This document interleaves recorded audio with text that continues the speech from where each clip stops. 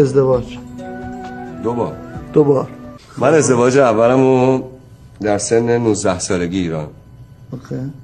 با خانم اولم ازدواج کردم که ازشون 2 تا پسر دارم. خب بعد از 12 سال ما از هم جدا شدیم.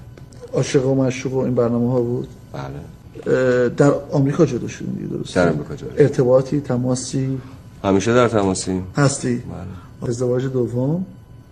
با خانم آزیتا.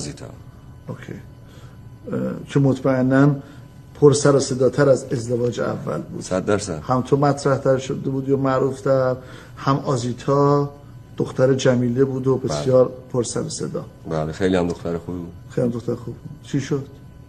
نتونستیم با هم زندگی بکنیم. فقط میتونم اینو بگم، یعنی حالا به هر دلیلی، یا اینکه مسافرت‌های من بود، یا اینکه تقصیری کی بود؟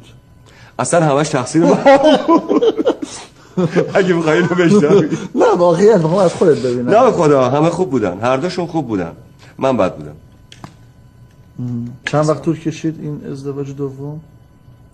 ازدواج دوم 2 سال طول کشید. از زن میترسی یا اصلا وحشت و از این من اصلا از هیچ چیزی هست میترسی؟ من فقط از خدا میترسم. اوکی. از هیچ چیزی نمیترسم.